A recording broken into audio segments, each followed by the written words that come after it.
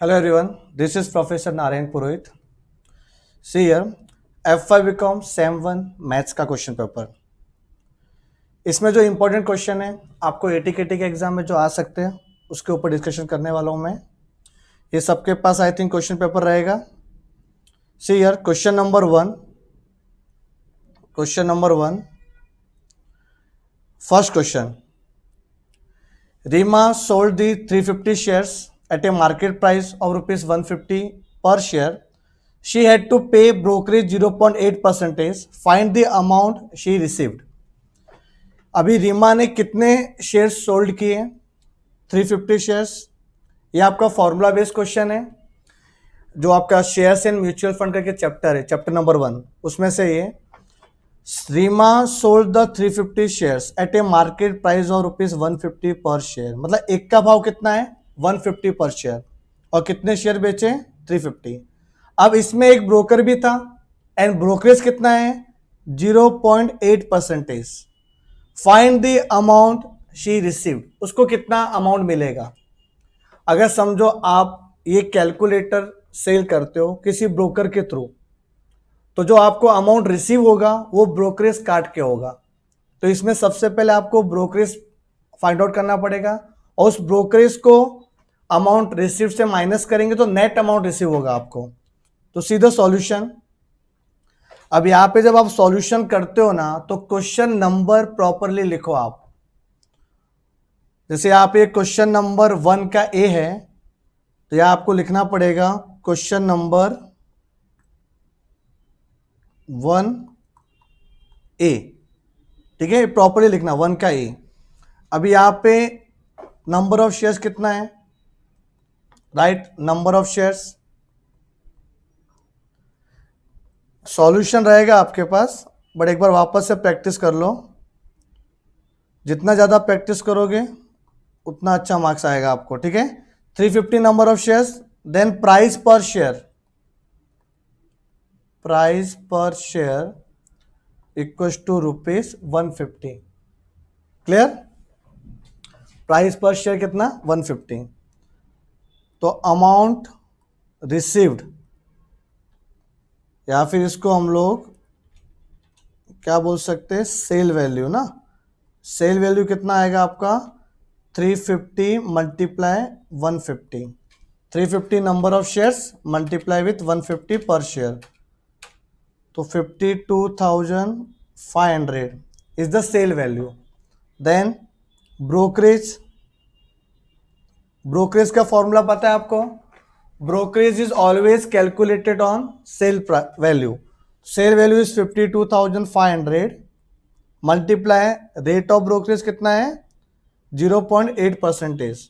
तो यहां पे आपको 0.8 और परसेंटेज, तो कैल्सी में ना 52,500 लिख के मल्टीप्लाई 0.8 लिख के परसेंटेज का सिंबल प्रेस करना पड़ेगा. ठीक है, तो कितना आएगा amount?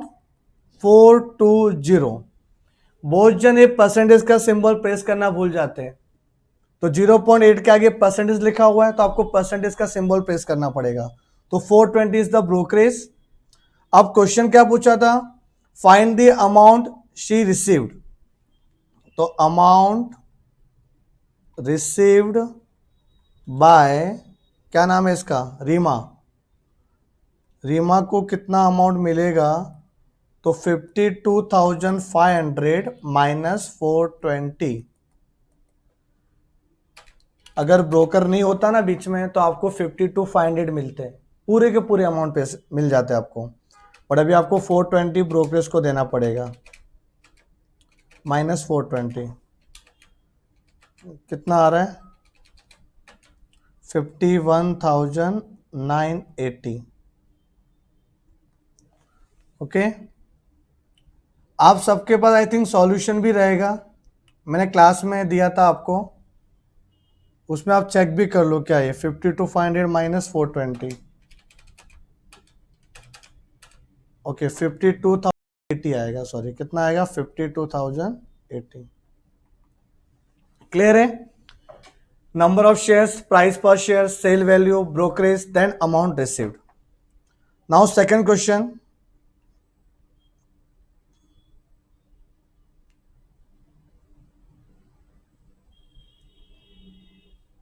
Okay, question number I think डी देख लो एक बार. Ayushi invested rupees 18,000 in a mutual fund when the NAV was rupees 210.47. अच्छा, ये NAV क्या होता है? Net asset value. जैसे शेयर मार्केट में ना शेयर्स का प्राइस होता है, वैसे म्यूचुअल फंड में आपको NAV रहता है. पर डे NAV चेंज होते रहता है. तो नेट एसेट वैल्यू कितना चल रहा है? 210.47. और आयुषी ने टोटल 18,000 रुपीज इन्वेस्टमेंट किए म्यूचुअल फंड में and redeem all the units when NAV was rupees 290.50. देखो आयुषी कितनी चालाक थी. जब NAV का रेट बढ़ा, इंक्रीज हुआ, तब उसने क्या किया? सारे म्यूचुअल फंड के यूनिट्स को रिडीम किया. रिडीम करने का मतलब होता है सेल आउट, सेल किया. There was no entry and exit load, मतलब ब्रोकर है ही नहीं बीच में, एंट्री लोड भी नहीं लगेगा और एग्जिट लोड भी नहीं लगेगा. What was the total gain and rate of return? Okay, देखते हैं हम लोग इसमें. आपको टोटल गेन बोला है ना. अब गेन कैसे आएगा? Gain means profit. Question number 1 का डी. क्वेश्चन नंबर 1 का D. Question number 1 D. Okay, amount कितना इन्वेस्ट किया है आयुषी ने? 18,000. तो यहां लिख लेता हूं मैं अमाउंट इन्वेस्टेड. अमाउंट, एक second, amount invested rupees 18,000. Then after NAV is 210.47. अच्छा, अभी क्या करना चाहिए? इन्वेस्टमेंट अमाउंट तो दिया है कि आपने इनिशियली कितना पैसा म्यूचुअल फंड में दिया. अब आपको सेल करने से कितना अमाउंट मिला, तो उसके लिए आपको नंबर ऑफ यूनिट चाहिए. नंबर ऑफ यूनिट उसके बाद ही हो सकता है ये. तो नंबर ऑफ यूनिट्स फाइंड करने के लिए एक फॉर्मूला है नंबर ऑफ यूनिट्स का. क्या फॉर्मूला है? Amount invested divide by NAV at the time of purchase. Amount invested 18,000 and NAV at the time of purchase is 210.47. 210.47 कितना आएगा बोलो? 18,000 डिवाइड बाय 210.47, 85.52. तो 85.52 यूनिट्स, इतना आपने म्यूचुअल फंड परचेस किया. ओके, अभी सेल वैल्यू क्या आएगा? Sale value, all units were sold. और NAV कितना था वो टाइम पे? बताओ, सेल का NAV कितना है? 290.5. 290.5. ओके, तो 85.52 मल्टीप्लाई विथ 290.5 रुपीज 24,844 कर दो, राउंड ऑफ. 843.56 है ना, तो 56 मीन्स क्या हो जाएगा? वो 44 हो जाएगा. 43.56 लिखा तो भी चलेगा. 24,844. अब गेन कितना होगा? गेन का मतलब हो गया sale value minus investment amount. तो sale value 24,844 and investment amount कितना है? 18,000. बताओ कितना आएगा ये? इसमें 18,000 माइनस कर दूंगा तो 6,844 इज द गेन. अच्छा, गेन के साथ इन्होंने परसेंटेज गेन भी बोला है. परसेंटेज गेन किधर है भाई? हाँ देखो, ये rate of return. Rate of return मतलब क्या हुआ? Percentage gain. ठीक है, what was the total gain and rate of return. तो रेट ऑफ रिटर्न निकाल लेते. रेट ऑफ रिटर्न भी, रेट ऑफ रिटर्न, गेन कितना हुआ अपॉन इन्वेस्टमेंट अमाउंट कितना था into 100. Gain 6,844 and investment amount कितना है? 18,000 ना. मतलब आपने 18,000 रुपए ब्लॉक करके 6,844 कमाए. तो रेट ऑफ रिटर्न कितना?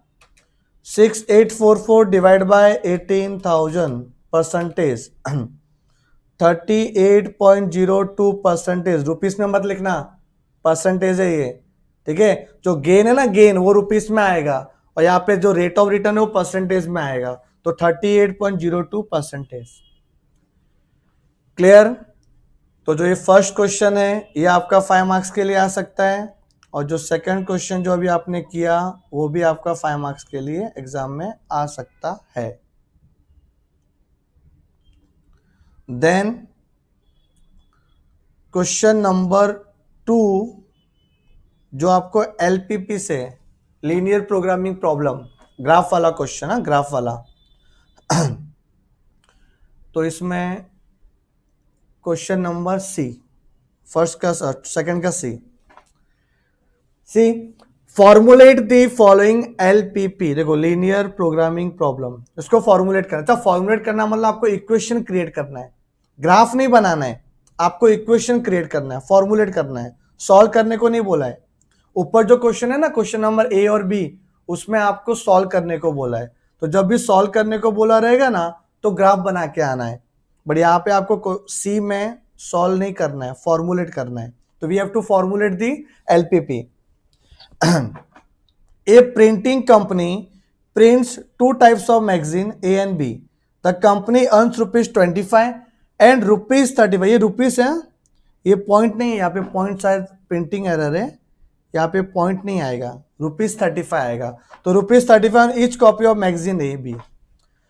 अब एक कंपनी है जो मैगजीन बनाती है।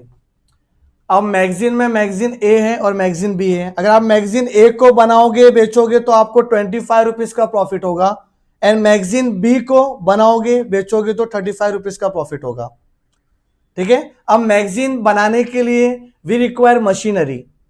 तो मशीनरी में क्या लिखा है, the magazine is process on 3 machine. आपके पास 3 मशीन अवेलेबल है, अब 3 मशीन पे काम करना है अपने को।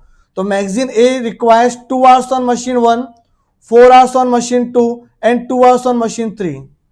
मैगजीन ए बनाने के लिए मशीन 1 का 2 घंटा लगेगा, मशीन 2 का 4 घंटा लगेगा, और मशीन 3 का 2 घंटा लगेगा।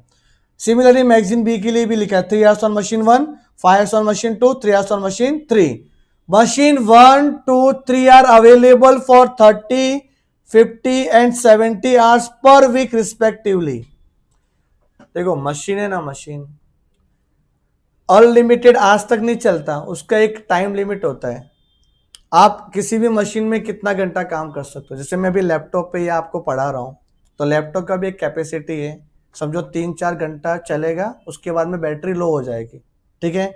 वैसे मशीन का भी ऐसा लिखा हुआ है कि मशीन के लिए 3 hours, 3 hours नहीं, कितना 30 hours, 30 hours मशीन 1 का अवेलेबल है, मशीन 2 का 50 hours अवेलेबल है, एंड मशीन 3 का 70 hours अवेलेबल है पर वीक का, वीकली बेसिस पे होता है। Formulate the LPP to maximize the total profit of the company. बनाए हम लोग, फॉर्मुलेट करें। या पहले आपको टेबल क्रिएट करना पड़ेगा। ये क्वेश्चन नंबर 2 का सी था ना, तो क्वेश्चन नंबर 2 सी, ठीक है। अब आप प्रोडक्शन कर रहे हो मैगजीन ए और मैगजीन बी का, तो यहाँ पे अज्यूम करना पड़ेगा let X number of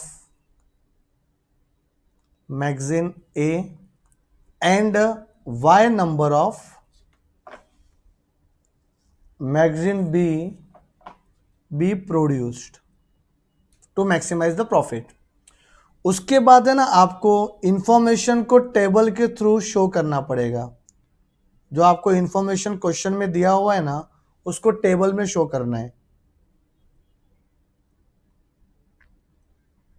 I know कि आप सबके पास सॉल्यूशन है, बट जितना ज़्यादा प्रैक्टिस करोगे उतना अच्छा रहेगा। अगर आपको रियल में एटी की का एग्ज़ाम क्रैक करना है तो यहाँ पे आपने मैगजीन ए लिखना है, मैगजीन ए, और यहाँ पे लिखना है magazine B, okay. Magazine A magazine B, और लास्ट में लिखेंगे हम लोग अवेलेबिलिटी। मैगजीन ए को एक्स अज्यूम किया आपने, मैगजीन बी को वाई अज्यूम किया, वो लिख लो इधर। अब इनको प्रोड्यूस करने के लिए आपको क्या क्या चाहिए, मशीन चाहिए ना। देखो यहाँ पे machine A1, machine 2, machine 3। Okay, उसके बाद राइटिंग समझ में आ रहा है ना, चला लेना राइटिंग है, ठीक है। फिर लास्ट में प्रॉफिट। अब मैगजीन ए, मैगजीन बी, ये सारा जो डेटा हम लोग फिल करेंगे पूरा क्वेश्चन से उठाना पड़ेगा। तो वापस से क्वेश्चन पे आ जाते हैं हम लोग। क्वेश्चन देखना, पहले प्रॉफिट की बात किया है कि 25 रुपीज़ प्रॉफिट ए से मिलेगा और 35 का प्रॉफिट बी से मिलेगा। तो आप प्रॉफिट के उसमें जाके लिख लो उसको 25 एंड 35। तो प्रॉफिट में आएगा 25 और यहाँ पे आएगा 35। क्लियर है यहाँ तक। उसके बाद मैगजीन ए को बनाने के लिए कितने कितने आवर्स चाहिए। तो मैगजीन ए का क्या लिखा हुआ है, देखो इधर 2 आवर्स, 4 आवर्स एंड 2 आवर्स, 2 4 2।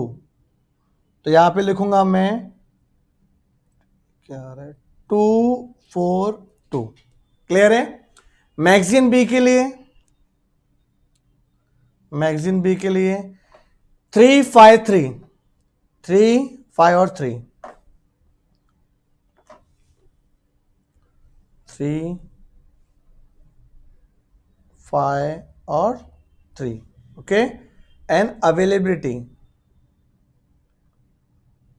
कितना अवेलेबल है मशीन 1 2 3 30 50 70,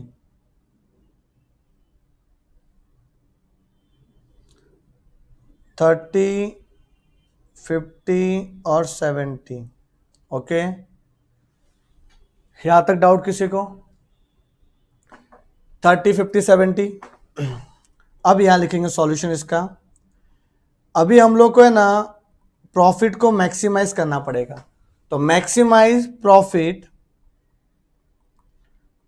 प्रॉफिट को Z से डिनोट करते हैं, Z इक्वल टू, अच्छा प्रॉफिट का क्या दिया हुआ है टेबल में, 25 लिखा हुआ है यहाँ पे और 35 लिखा हुआ है।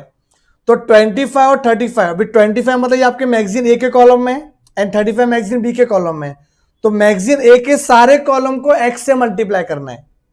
मैगजीन ए के सारे कॉलम को जो भी लिखा हुआ है ना 2 4 2 एंड 25, इस सब में x से मल्टीप्लाई करो। एंड मैगजीन बी में जितने भी नंबर्स दिख रहे हैं आपको उस सब में y से मल्टीप्लाई करो।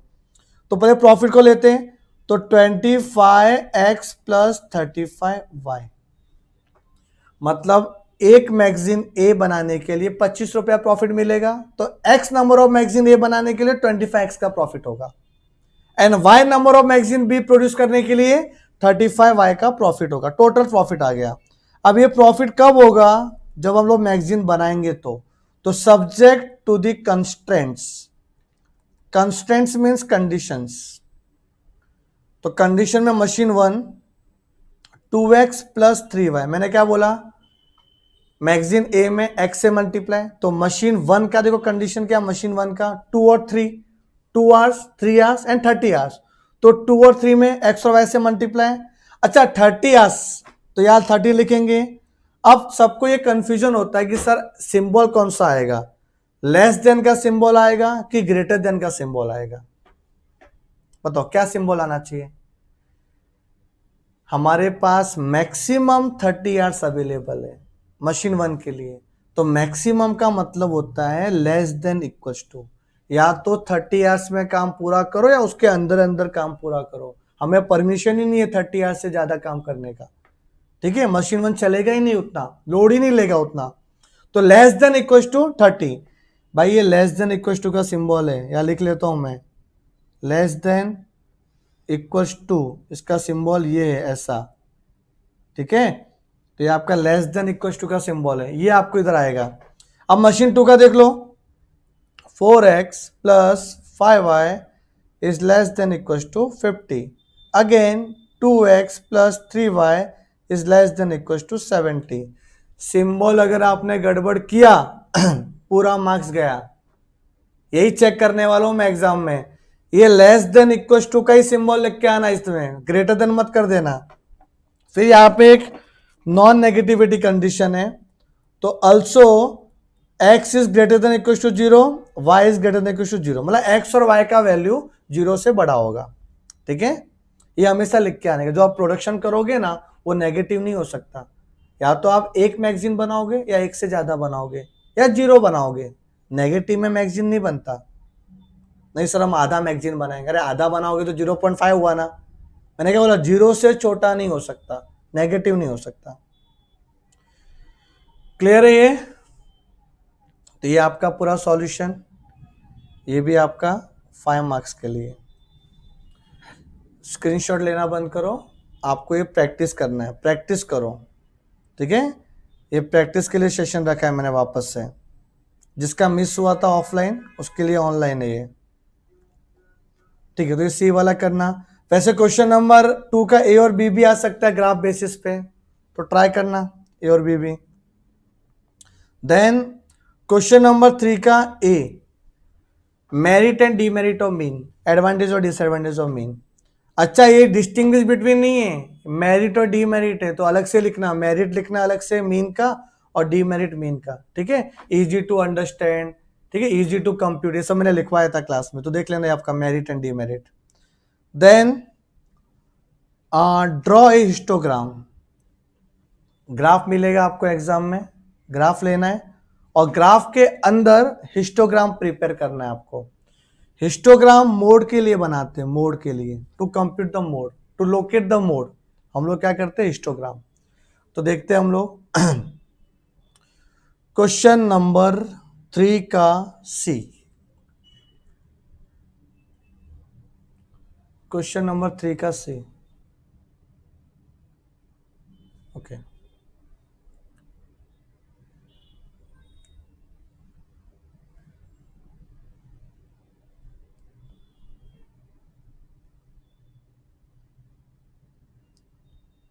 अच्छा दिख रहा है सबको ये? हाँ। Draw a histogram for the following data and locate mode graphically. Age in years, age in years and then, और क्या दिया हुआ है आगे, नंबर ऑफ पर्सन। अच्छा, जो एज दिया हुआ है वो क्लास इंटरवल में दिया हुआ है, ग्रुप डेटा है, और फिर नंबर ऑफ पर्सन है। तो एक फ्रेश पेज ले लेता हूं मैं भी।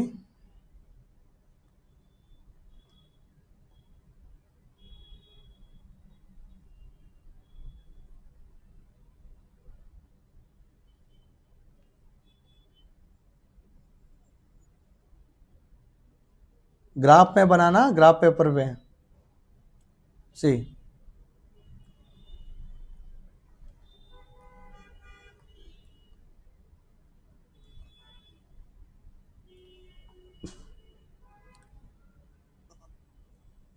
ये आपका बन गया y एक्सिस और ये बन गया अपना x एक्सिस। ठीक है, थोड़ा लहराते हुए बन रहा है, बट आप लोग स्ट्रेट लाइन ड्रॉ करोगे, स्केल यूज करना। यहाँ पे जो x एक्सिस है, x एक्सिस में क्या आएगा, एज इन ईयर्स, यहाँ लिखेंगे age in years. Okay, 25 to 30, 30 to 35, मतलब 50 तक जाना है आपको। 25 से स्टार्ट करना है, 5 का डिफरेंस लेना है और 50 तक पहुंचना है। तो 25 से स्टार्ट करना है ना, तो यहाँ पे कुछ ऐसा करना चाहिए था। ओके, फिर यहाँ पे 25 से ना, तो 25, 30, 35, 40, 45 और 50 तक पहुंचना है। पहुंच गए? देन नंबर ऑफ पर्सन में देखो हाईएस्ट कौन सा है आपके, नंबर ऑफ पर्सन में हाईएस्ट नंबर कौन सा है, 40। तो आपको 40 तक जाना है, 40 तक। तो कितने का गैप लोगे? हाँ, 5 का भी ले सकते हो, 4 का भी ले सकते हो गैप। ठीक है, आपकी मर्जी। हाँ, 4 का ले लूँ क्या मैं? 4, 8, 12, 16, 20, 24, 28, 32, 36 एंड 40 एग्जैक्ट। ओके, अब हमें ऊंची ऊंची बिल्डिंग बनानी है। तो सबसे जो पहला है क्लास इंटरवल वो है आपका 25 से लेके 30। तो 25 से लेके 30 के बीच में 16th फ्लोर तक बिल्डिंग बनना चाहिए, 16th फ्लोर तक, 16। तो बिल्डिंग बनाते 16th माले तक, ये रहा। कोई भी कलर नहीं भरेगा इसके अंदर, जैसा बना रहा हूं वैसे करके आना, शेडेड वगैरह कुछ भी नहीं करना है, स्ट्रेट 25 से 30। ठीक है, तो 25 से 30 के बीच में 16th फ्लोर तक बिल्डिंग बन गया। उसके बाद 24th फ्लोर ना, फिर 24th फ्लोर, 24th आएगा देखो ऊपर, ये 24th एग्जैक्ट। और जो आपका जो बिल्डिंग बना रहे हो वो एकदम क्लोज होना चाहिए, मतलब चिपका हुआ होना चाहिए, बीच में गैप नहीं होना चाहिए, विदाउट गैप। तभी तो हिस्टोग्राम होता है कि गैप दे दोगे तो बार डायग्राम हो जाएगा। ठीक है, बार डायग्राम नहीं बनाना है, हिस्टोग्राम करना है। अभी 40 माले का बिल्डिंग, 40 माले का बिल्डिंग, ठीक है। उसके बाद 32 और देन 10, 32 और यहाँ पे 10, 10 किधर आएगा, 8 और 12 के एग्जैक्ट मिडल में। 8 और 12 के मिडल में आएगा, 8 9 10 11 12, तो 8 और 12 के मिडल में, ग्राफ में दिखेगा आपको मिडल। क्लियर है? यहाँ पे स्केल चाहिए तो लिख सकते हो आप। ठीक है, एक्स एक्सिस पे क्या आएगा, 1 यूनिट इक्वल टू 5 ईयर्स। ठीक है, या लिख लूँ मैं, on X axis 1 unit equal to 5 years, and on Y axis 1 unit equal to 4। 4 क्या है ये, बंदे लोग, ओके 4 पर्सन। क्लियर है? ठीक है, अब ये वाला क्वेश्चन ई, क्वेश्चन नंबर 3 का ई। आई थिंक यहां तक कंप्लीट हो गया अपना। क्वेश्चन नंबर 1 2 3 में ये देख लेते हैं फटाफट। ई वाला इंपॉर्टेंट क्वेश्चन है, और इसका सॉल्यूशन भी रॉन्ग सॉल्व किया था आप लोग ने। जो शीट घूम रही है ना मार्केट में सॉल्यूशन की, उसमें इसका सॉल्यूशन रॉन्ग है। ठीक है, तो याद ध्यान दो इसमें। Find out mean deviation from mean and it's coefficient, coefficient भी चाहिए। ये आपको एक्स ऑब्जर्वेशन दिया हुआ है, एफ दिया हुआ है, करे इसको।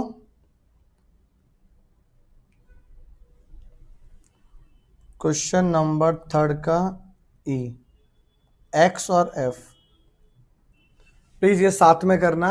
मैं भी कैलकुलेटर यूज कर रहा हूं, आप भी कैलसी यूज करना। 10 to 14,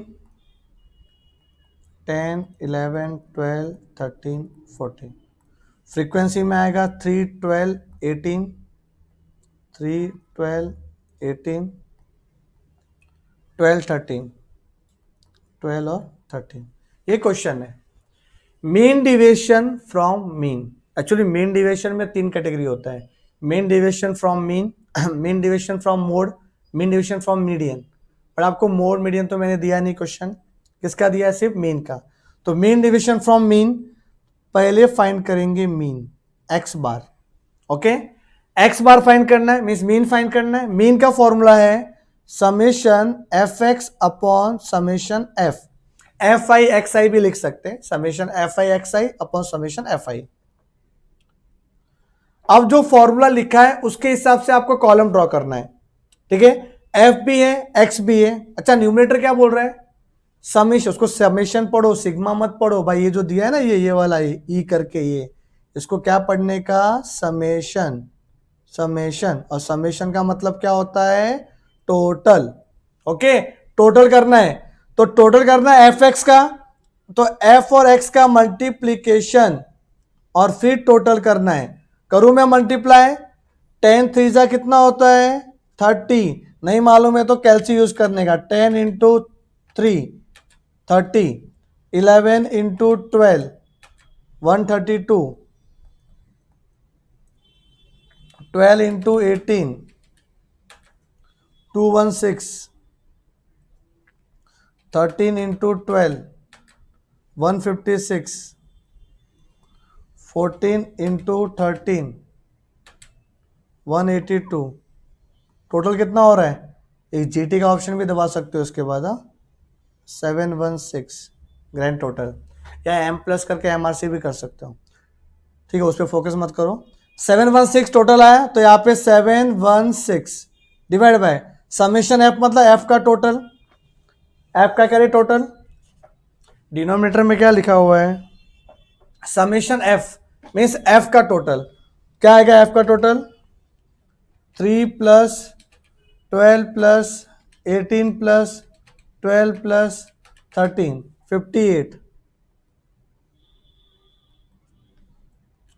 तो 716 डिवाइड बाय 58, 12.34। बहुत ही गंदा आंसर आया है, 12.34। Okay, 716 divide by 58। अब करेंगे हम लोग mean deviation, mean deviation from mean, from mean. Okay, तो इसका फॉर्मूला क्या है? मीन डिविएशन फ्रॉम मीन, उसका फॉर्मूला है summation F in bracket x minus x bar upon summation F. ठीक है, ये फॉर्मूला है। तो पहले आपको x माइनस एक्स बार निकालना है, x माइनस एक्स बार। तो एक एक्स्ट्रा कॉलम बनेगा यहाँ पे x माइनस एक्स बार, वो भी मॉड्यूलस में। अच्छा, ये मॉड्यूलस का मतलब होता है जो नेगेटिव है उसको पॉजिटिव करने का, और जो पॉजिटिव है उसको पॉजिटिव ही रखने का। ठीक है, तो ये वैल्यू को पॉजिटिव बनाता है। तो x माइनस एक्स बार, पहला कॉलम देखो x कॉलम, उसको माइनस करेंगे x बार से। ये देखो 10 है, 10 पहला कौन सा है? देखो यहाँ पे वापस से x कॉलम फर्स्ट क्या है? 10। 10 माइनस 12.34, क्योंकि x बार कितना है? 12.34। तो 10 में से 12.34 जाएगा तो कितना आएगा? तो 10 माइनस 12.34 आएगा -2.34, बट लिखना पॉजिटिव है 2.34, कि मॉड्यूलस था ना, तो 2.34। ओके, देन 11 माइनस 12.34, तो 1.34। 12 माइनस 12.34, 0.34। फिर 13 माइनस 12.34, 0.66। फिर 14 माइनस 12.34, 1.66। क्लियर है? ये कॉलम कैसे आया मालूम पड़ा आपको? सारे x कॉलम को x बार से माइनस किया।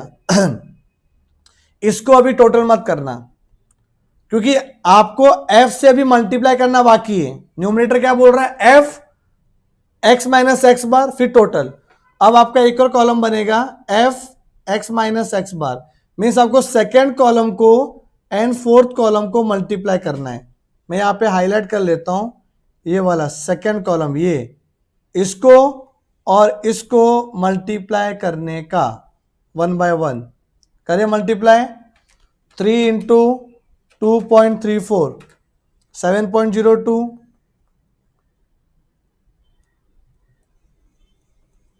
ओके, फिर 12 इंटू 1.34, 16.08।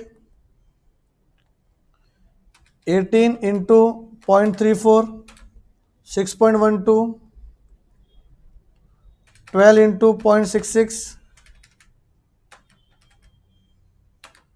7.92। 13 इंटू 1.66, 21.58। फिर इसका टोटल कितना आएगा? 58.72। एक बार चेक करो, यही आया ना?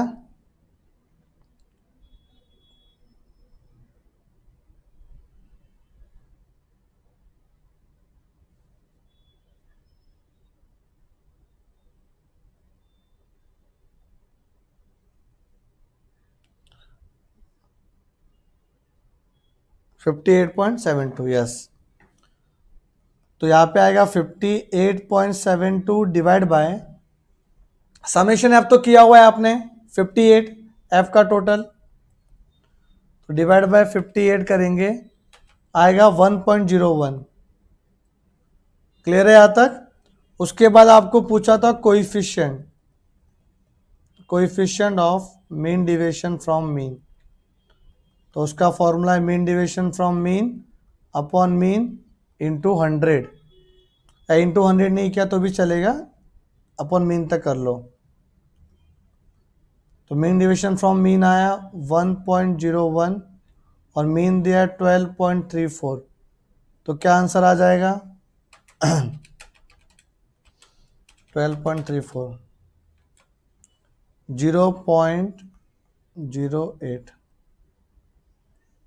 ये आपका आंसर है। ठीक है, 5 मार्क्स के लिए 0.08। क्लियर है?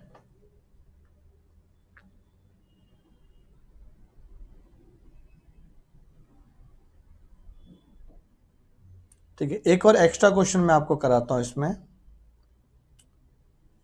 ठीक है, ये लिख लेना आप लोग,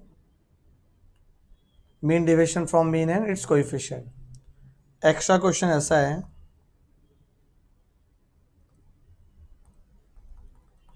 find mean and median. Okay, find mean and median, जिसमें आपको डेटा दिया हुआ है एक्स और एफ,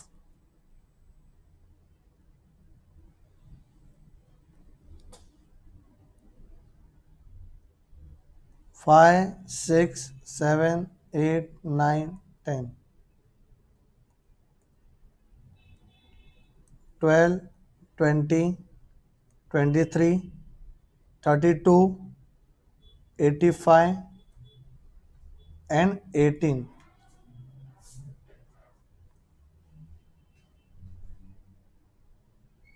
ओके, ये क्वेश्चन है, आ सकता है एग्जाम में ये भी। Find mean and median, see the solution.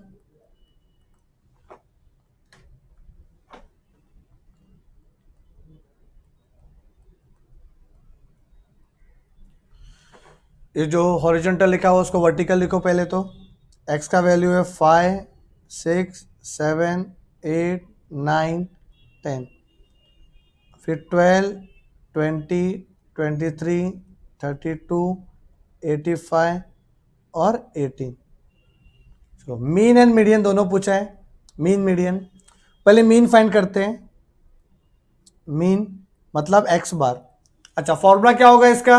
अभी इसके पहले किया था हम लोग ने मीन फाइंड करने के लिए, summation F X upon summation F. Summation F x means F और एक्स का मल्टीप्लाई देन टोटल, तो एफ और एक्स का मल्टीप्लाई और उसके बाद में टोटल। करूं मल्टीप्लाई में, 12 फाइव जा कितना होगा 60, फिर इसका 120, इसका तो करना पड़ेगा 161, ठीक है, 32 इंटू 8 256, फिर 9 इंटू 85 765, 9 इंटू 85 की 25 है। ओके, यहाँ पे चेंजेस करो थोड़ा, ये आपका 25 आएगा, इधर 25। ओके, ये आपका 25 है, तो 25 कर लो, यहाँ पे आपका 25। बहुत मेहनत करनी पड़ती है ऑनलाइन में, बहुत ज़्यादा। 25 इंटू 9, अब इतना एफर्ट डाल रहा हूँ तो प्लीज़ पास होना ही आपको इस बार। 60 प्लस 120 प्लस 161 256 225 180, तो 1002। तो इतना तो आपको पता चल गया रहेगा कि रट्टा मार के मैथ्स अकाउंट पास हो ही नहीं सकते, अकाउंट्स भी पास नहीं हो सकते रट्टा मार के, ठीक है ना। तो समझना पड़ेगा, अच्छे से प्रैक्टिस करना पड़ेगा, तभी पास हो पाओगे। तो 1002 यह आ गया आपका समीशन एफ एक्स। फिर समीशन एफ का टोटल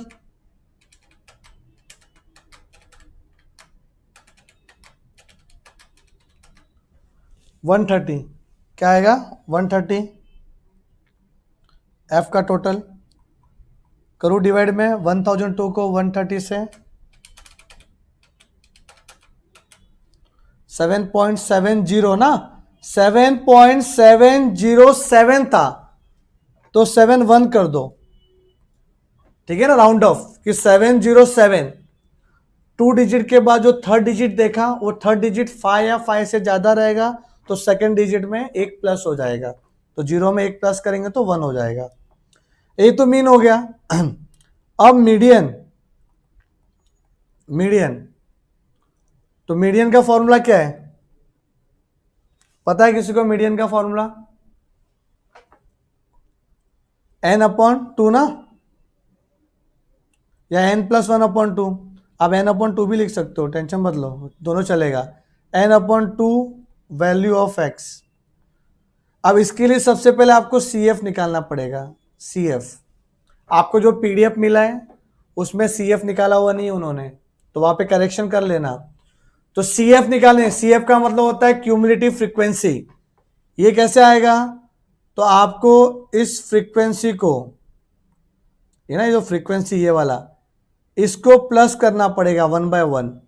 जैसे 12 का क्या लिखूंगा इधर, 12 + 20 32 + 23 55 + 32 87 + 25 112 + 18 130, तो 130 टोटल भी था।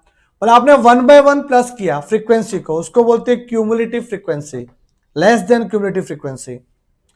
और n कितना है, n तो वही है आपका 130, कैपिटल N बोलते वैसे इसको, अच्छे से लिखो रखो इसको ना, कैपिटल N बोला ज़्यादा अच्छा रहेगा, कैपिटल N/2। तो कैपिटल कितना 130/2 कितना होगा, बोलो आप इधर, 130/2 कितना होता है 65 ना, तो 65th वैल्यू ऑफ x। अभी 65th आंसर नहीं है, 65th value of x is the answer. तो आपको इस 65 को, इस 65 को आपको इसमें ढूंढना पड़ेगा CF कॉलम में, किसके अंडर में 65 आएगा। क्या 12 के अंडर में 65 आएगा, नहीं, 32 के अंडर में भी नहीं आएगा, 55 के अंडर में भी नहीं आएगा, 87 के अंडर में आएगा 65, 87 के अंडर में, ये वाला, इसको जरा हाईलाइट कर लेना पेंसिल से ऐसा। अब इसका x वैल्यू कौन सा है, x वैल्यू ये वाला 8, क्या है 8, तो 8 इज द आंसर, समझा। अच्छा 112 के अंदर भी आता है 65, लेकिन पहले क्या आया 87 आया ना, तो 87 के अंदर में आएगा 65 ना, तो 87 का करस्पॉन्डिंग x वैल्यू कौन सा है 8, 8 इज द आंसर। तो आंसर लिख के आ जाएंगे हम लोग कि मीन आया है आपका 7.71 और मीडियन आपका आया है 8।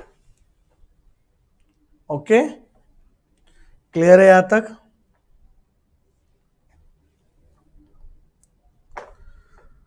अब क्वेश्चन 4 पे आ जाओ, रुकना तो है ही नहीं अपने को, ठीक है, जितना मार्क्स मिल जाए उतना अच्छा है। इसमें भी क्वेश्चन 4 में सी देख लो आप एक बार। अरे बहुत डाउट पूछा है सी में, कराने के बाद भी डाउट आए बच्चों को, सर क्रॉस मल्टीप्लाई कैसे करेंगे सी में। तो सी डिफिकल्ट है थोड़ा, जिसका बेस स्ट्रांग नहीं है उसके लिए मैथमेटिक्स में। तो सी में probability of A union B is 5/6, इसको यूनियन बोलते हैं, यूनियन। ओके, तो probability of A union B is 5/6, probability of A complement is 1/3, A complement जो डैश लिखा है उसको कॉम्प्लीमेंट पढ़ते हैं, and probability of B equals to 1/2। Find probability of B complement, probability of A, probability of A intersection B, ये आपको find करना है। करें हम लोग,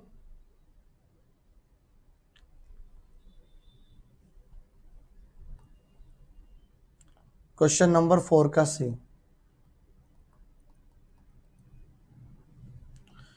प्रॉपर्टी ऑफ बी कॉम्प्लीमेंट देखे पहले तो। चलो प्रॉपर्टी ऑफ बी कॉम्प्लीमेंट जो पूछा है वो, बी कॉम्प्लीमेंट मतलब अदर देन बी, तो इसका फॉर्मूला है 1 माइनस प्रॉपर्टी ऑफ बी। ठीक है, बी कॉम्प्लीमेंट है ना, तो 1 माइनस बी। अब 1 के जगह पे 1 लिखेंगे और प्रॉपर्टी ऑफ बी का वैल्यू क्वेश्चन में दिया हुआ है, कितना दिया बेटा 1/2। तो प्रॉपर्टी ऑफ बी कितना दिया हुआ है 1/2। ओके, अब यहां पे क्रॉस मल्टीप्लीकेशन होगा। क्या होगा क्रॉस मल्टीप्लीकेशन, क्या आएगा इसका क्रॉस मल्टीप्लीकेशन, तो क्रॉस मल्टीप्लाई भी करने आना चाहिए अपने को 2 का मल्टीप्लाई 1 में, ऐसा ऐसा क्रॉस मल्टीप्लाई होता है। तो मैं आपको थोड़ा और इजी करके देता हूं इसको। 1 था ना, 1 माइनस 1 के नीचे ना आप 1 लिख लो, 1 के नीचे 1।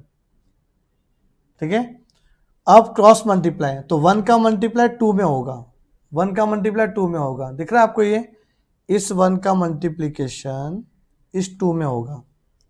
तो क्या आएगा 1 2 जा 2, बीच में माइनस का माइनस हो जाएगा, और उस 1 का मल्टीप्लाई उस 1 में होगा, ऐसा।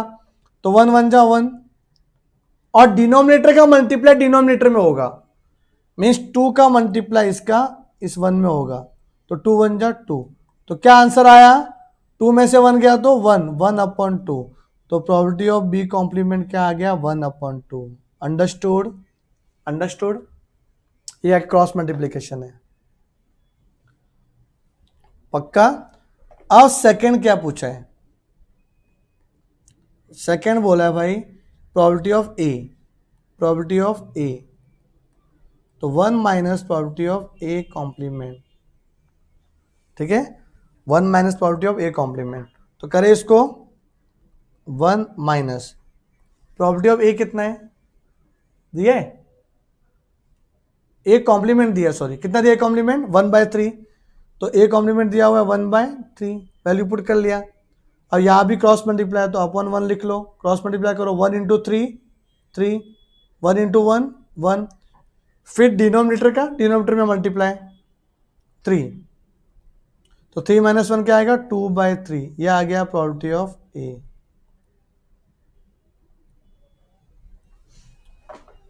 समझा सर, ये दोनों तो समझ में आया था, तीसरा बताओ सर, थर्ड वाला, थर्ड वाला थोड़ा सा गंदा लगा हम लोग को, देखते थर्ड वाला, property of A intersection B,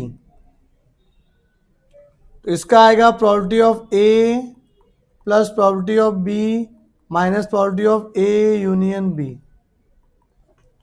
okay, ये फॉर्मूला याद करना पड़ेगा, property of A plus property of B minus property of A union B. तो प्रॉपर्टी ऑफ ए का वैल्यू क्या है, ऊपर ही निकाला था हम लोग ने 2/3, प्रॉपर्टी ऑफ बी का वैल्यू क्वेश्चन में दिया हुआ है 1/2, minus property of A union B भी क्वेश्चन में दिया हुआ है 5/6। ओके, करें मल्टीप्लीकेशन अभी। ठीक है, तो क्रॉस मल्टीप्लाई करेंगे पहले इनका, किनका, इनका इनका इन दोनों का, इन दोनों का करेंगे क्रॉस मल्टीप्लीकेशन, तो इसका इसमें करेंगे, क्या आएगा 2 2 जा 4, बीच में प्लस है, और 3 1 जा 3, एंड नीचे का नीचे मल्टीप्लाई 3 2 जा 6 माइनस 5/6। ठीक है, तो 4 और 3 कितना आ गया 7/6 माइनस 5/6। क्लियर है, समझा कि नहीं है। अब अपॉन में, अभी यहां क्रॉस मल्टीप्लाई मत करना, देखो यहां पे क्रॉस मल्टीप्लाई क्यों नहीं करेंगे, बिकॉज यहां पे जो आपका डिनोमिनेटर सेम है, कॉमन है, उधर भी 6 है इधर भी 6 है, यहां पे डायरेक्टली माइनस हो जाएगा, देखो कॉमन है तो एक बार लिखो 6, फिर 7 माइनस 5 कर दो ना ऊपर, 7 माइनस 5 कितना होता है 2, फिर कैंसिल करो 2 1 जा 2, 2 3 जा 6, 1/3, ये आपका property of A intersection B आ गया। क्लियर है, डन, ये भी हो गया। अब आ जाते हैं क्वेश्चन नंबर 5 पे।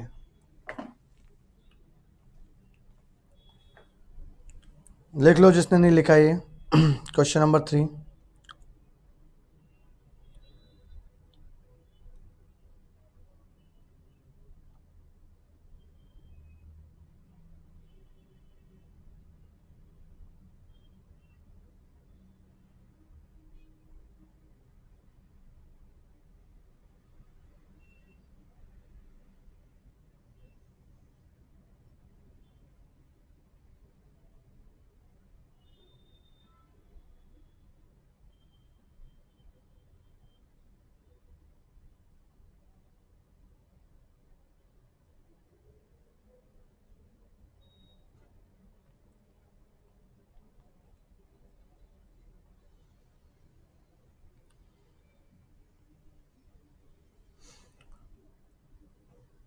चलो इस पे आ जाओ।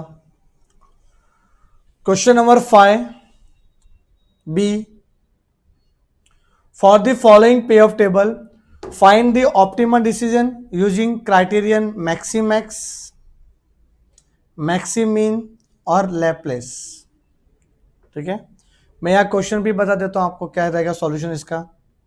ये पूरा आपको क्वेश्चन में लिखना पड़ेगा। तो यहाँ पे सबसे पहले एक फर्स्ट कॉलम बनाएंगे यहाँ पे, ठीक है, और उसका नाम रहेगा आपका मैक्सिमम पे ऑफ, मैक्सिमम पे ऑफ। तो मैक्सिमम पे ऑफ A1 में देखो, A1 में सबसे बड़ा कौन है? A1 में out of 4 S1 S2 S3 S4 है ना, इस S1 S2 S3 S4 में सबसे बड़ा वैल्यू कौन सा है? 57, तो यहाँ लिखेंगे 57। ओके, फिर A2 में कौन है सबसे बड़ा? A2 में यस 32। A3 में कौन है बड़ा? 44। किया आपने? तो क्वेश्चन क्या था? सबसे पहला क्वेश्चन ये था कि मैक्सिमैक्स का मतलब होता है मैक्सिमम के अंदर मैक्सिमम। पहले बाद वाला पढ़ो, ये मैक्सिमम जो लास्ट में लिखा ना मैक्सिमैक्स, तो मैक्स वाला मैक्सिमम, तो मैक्सिमैक्स के अंदर मैक्सिमम। तो मैंने मैक्सिमम पे ऑफ निकाला। इस मैक्सिमम पे ऑफ में मैक्सिमम कौन है? Means 57, 32 and 44। 57, 32 और 44, इन तीनों में मैक्सिमम कौन है? तो 57। कौन है? 57। एंड 57 किससे बिलोंग करता है? A1 A2 के A3, तो ये आपका A1 से बिलोंग करता है। तो इसका आंसर क्या आ जाएगा? A1। तो A1 is the best in case of मैक्सिमैक्स। Clear है? समझा कि नहीं? तो मैक्सिमैक्स के लिए कौन है? A1 is the best. अब मैक्सिमीन की बात करता हूं मैं, मैक्सिमीन की। मैक्सिमीन मतलब क्या हुआ? पहले मिनिमम देखेंगे और फिर मैक्सिमम देखेंगे, इसका ये मतलब होता है। तो यहां पे कॉलम बनाना पड़ेगा मिनिमम पे ऑफ।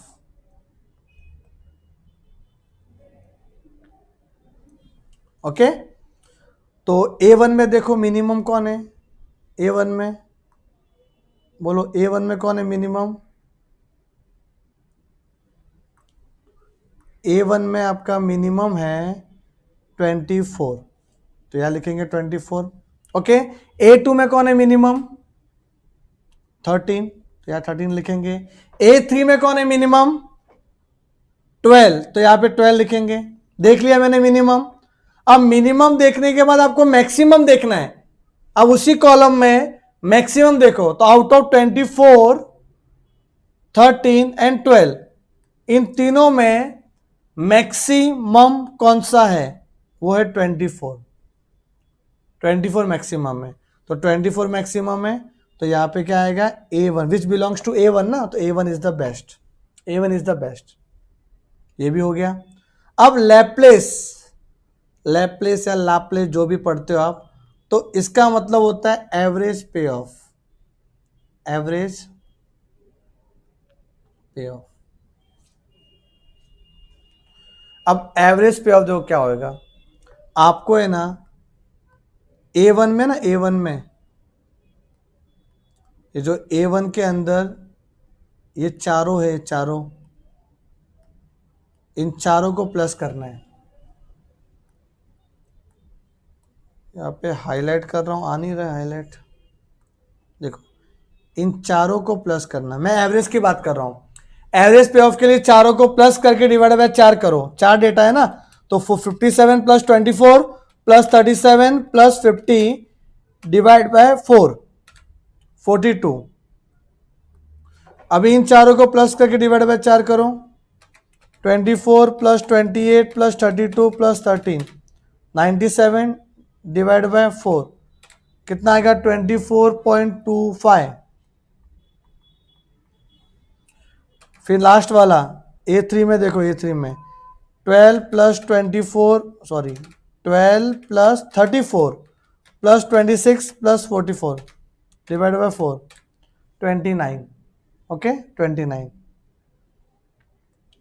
अब लास्ट जो एवरेज पे ऑफ में बड़ा कौन है, इसमें बड़ा कौन है एवरेज पे ऑफ में, 42। तो यहां पर भी A1 इज द बेस्ट, तो लिखना पड़ेगा एग्जाम में हाँ कि A1 is the best in case of maximax, A1 is the again best for maximin, और A1 is the best for Laplace भी।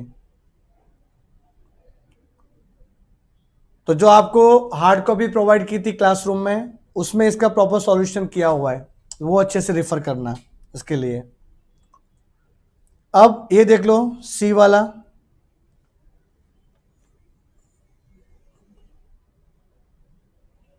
सी वाला क्वेश्चन देखो, find the optimum decision using the regret table, minimax regret criterion from the following data. अब ये regret table क्या होता है, regret table तो पहले आपको रिग्रेट टेबल बनाना पड़ेगा। अब हम लोग पहले इसमें रिग्रेट टेबल बनाएंगे।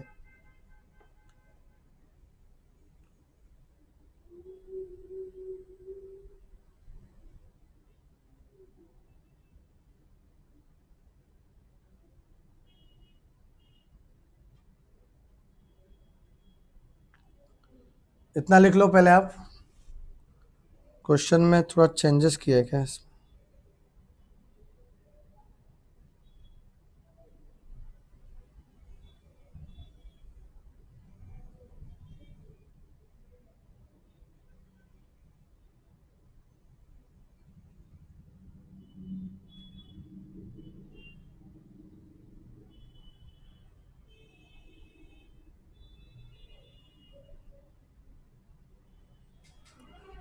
सही, क्वेश्चन नंबर 5 का बी हो गया। अब बी के बाद पहले आप काम करो, डी करो, डी, ठीक है। Find out the best decision using EMV। EMV मतलब एक्सपेक्टेड मॉनेटरी वैल्यू, ठीक है, एक्सपेक्टेड मॉनेटरी वैल्यू। अब इसमें एक टेबल बनेगा, वही S1 S2 S3, ठीक है, A1 A2 A3, जो लिखा हुआ है A1 A2 A3। आपको क्वेश्चन में प्रोबेबिलिटी दी हुई है, इसका मल्टीप्लाई इसमें भी करना है, इसमें भी करना है, इसमें भी करना है, करो। 0.3 का मल्टीप्लीकेशन 50 में भी करना है, तो कितना आएगा, 15, 15 आया, ठीक है। फिर 30 में भी करना है तो 9 आ गया, और 120 में भी करना है तो 36 आ गया। क्लियर है यहाँ तक? फिर यहाँ पे 0.5, इसका मल्टीप्लाई इधर भी करना है, इधर भी करना है, इधर भी करना है, तो 70 इंटू 0.5 35, ये आएगा 25, ये आएगा 45। फिर 0.2 का मल्टीप्लाई इसमें भी करो, इसमें भी और इसमें भी, तो 0.2 इंटू 120, फिर 20 से मल्टीप्लाई करेंगे तो 4, एंड 130 से करेंगे तो कितना आएगा, 26। फिर इनको प्लस करना है अपने को, एडिशन, ठीक है। तो यहाँ पे टोटल करेंगे हम लोग, करो 15 प्लस 35 प्लस 20 70, क्लियर। यहाँ पे 9 प्लस 25 प्लस 4 38, उसके बाद 36 प्लस 45 प्लस 26 107, ठीक है। आपको जो क्वेश्चन दिया हुआ वहाँ पे A4 भी दिया है, एक और A4, मतलब A1 A2 A3 तो है, A4 भी है यहाँ पे क्वेश्चन में। A4 में ऐसा लिखा हुआ है 80 110 और 60, तो इसको भी मल्टीप्लाई करना पड़ेगा। 80 इंटू 0.3 24, फिर 110 इंटू 0.5, जो आपको क्वेश्चन बैंक दिया हुआ है ना उसमें ये भी है, A4 भी है, A1 A2 A3 A4, 60 into 0.2 12, plus करो इसको भी 12 प्लस 55 प्लस 24, कितना आ रहा है 91, ठीक है। अब टोटल एक्सपेक्टेड मॉनिटरी वैल्यू में सबसे बड़ा कौन है 107, which is belongs to A3, तो A3 is the best, A3 is the best, clear है। तो ऐसे करना ही है। और फाइनली ये आपका डिसीजन ट्री, डिसीजन ट्री ये भी देख लो आप, decision tree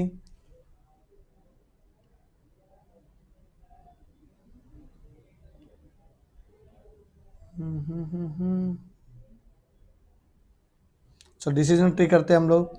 draw the decision tree for the following payoff table and determine the best possible act from it. तो ये आपका लास्ट क्वेश्चन है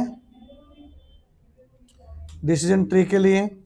कितने एक्ट दिए हुए हैं 3 है, ठीक है, A1 A2 A3, ओके,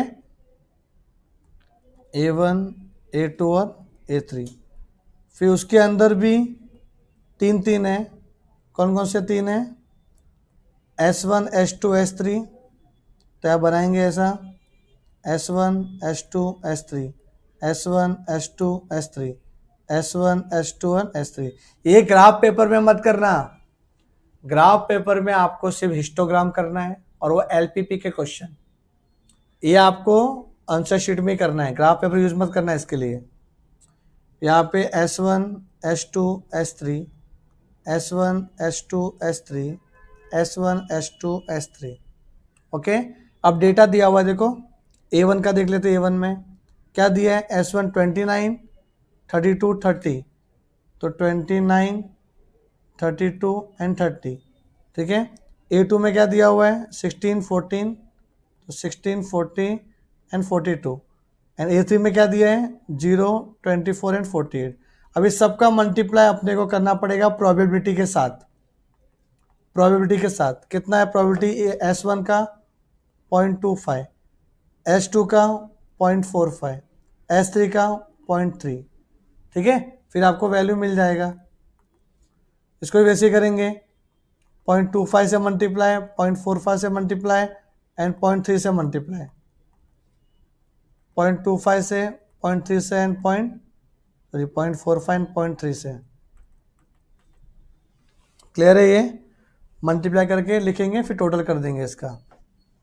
ये आपका है डिसीजन ट्री, फिर इसका टोटल कर देंगे तीनों का, क्लियर। तो ये आपके मोस्ट एक्सपेक्टेड क्वेश्चंस हैं जो एग्जाम में आने के चांसेस हैं, एक बार कर लेना आप।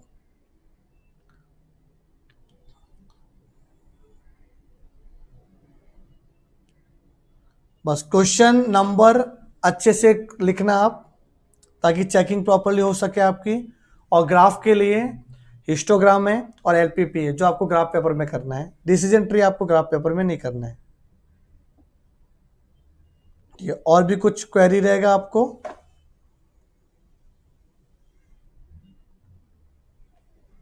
तो मैं आपको नंबर प्रोवाइड करता हूं, वहां पे आप क्वेरी पूछ सकते हो, ठीक है। कुछ भी क्वेरी रहेगा तो आप पूछिए। चलो bye bye, take care, all the best for your examination.